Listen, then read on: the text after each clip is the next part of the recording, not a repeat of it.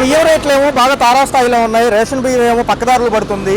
సన్న బియ్యమా డబ్బులా అంటారా జనరల్గా బియ్యం వైపు వస్తే? రైతు బాగుంటేనే రాజ్యం బాగుంటుందండి. ఏదైనా రైతు పథకాలు అందట్లేదని చెప్తున్నారు. సీఎం గారికి మేము ఒకటే చెప్తున్నా, ఎన్ని ప్రభుత్వాలు వచ్చినా ఉచిత విద్య కావాలి, ఉచిత వైద్యం కావాలి. ఈ రెండు పథకాలు ఉంటే మాత్రం పేదవాళ్ళకు కూడా అందాలండి. ఎవ్వరు డబ్బులు లేకుండా చనిపోకూడదు. వైద్యం అందాలి, అది లక్షల్లో కానివ్వండి, ఎంతలోనన్నా కానివ్వండి. ఇప్పుడు వైఎస్ రాజశేఖర రెడ్డి గారు ఉన్నారంటే ఆరోగ్యశ్రీ బాగా పెట్టారు.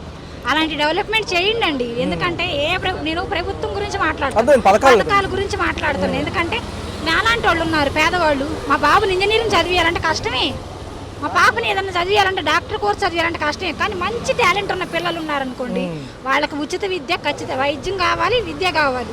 గతంలో స్కూల్స్కి సంబంధించి వసతి దీవెన, విద్యా దీవెన తొందరగా అందేది స్టార్టింగ్లో.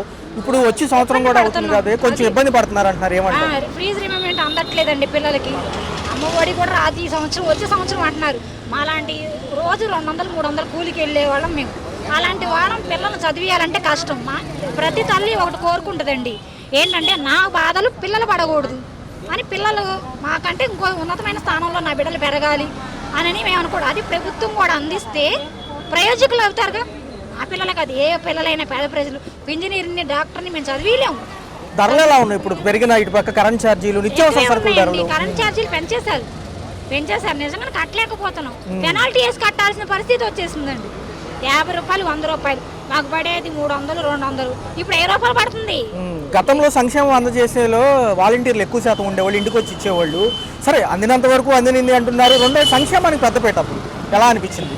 గతంలో ప్రభుత్వమే బాగుందండి. ఎందుకంటే ఇప్పుడు మేము ఫీజు కట్టకపోతే మా బాబుని పంపించేస్తానన్నారు. వాళ్ళే ఒత్తిడి చేస్తారు, పిల్లల్ని ఎగ్జామ్ రాయనీయమంటారు. ఆ పథకాలు ఉండబట్టే ఇప్పుడు చదివించగలిగాం. ఇప్పుడు చదివించలేమేమో, పిల్లల్ని తీసుకొచ్చేస్తామేమో కాలేజీ నుంచి అని భయం వేస్తుంది. అలాంటివి చేయకూడదని సీఎం గారిని నేను నమస్కరించి అడుగుతున్నానండి. ఉచిత విద్య, ఉచిత వైద్యం చేయండి. అది చేసి పేదవాళ్ళకి అందుబాటులో ఉండండి సార్. ప్రైవేట్ రంగాల్లో ఆల్రెడీ ఆగిపోయింది మేడం ఆరోగ్యశ్రీ, ఎన్టీఆర్ ఆరోగ్య సంబంధించి. సో మరి ఎలా అనిపిస్తుంది? భారంగా ఉంది సార్, భారంగా ఉంది. ఇప్పుడు ఏం చూపించుకోవాలన్నా మేము ఏం చూపించుకోగలుగుతాం? అందరికీ బీపీలు, షుగర్లు పెరిగిపోయినాయి.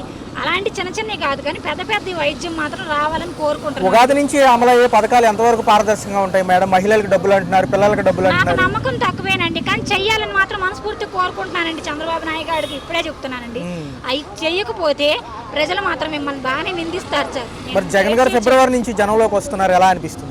సార్ రావాలనే కోరుకుంటారండి. ఎందుకంటే నేనున్నాను, నేను విన్నానని సార్ ఎలా చెప్పారు అలాగే చేశారండి. చాలా మటుకి పేదవాళ్ళని చూశారు జగన్ గారు. ఈ చంద్రబాబు నాయుడు గారు చూడాలని మేము ఆశపడుతున్నాం. అది నెరవేర్చండి.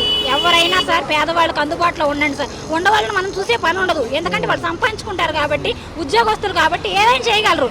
మాలాంటి పేదవాళ్ళని ఆదుకోవాలని నేను ప్రభుత్వాన్ని కోరుకుంటున్నాను.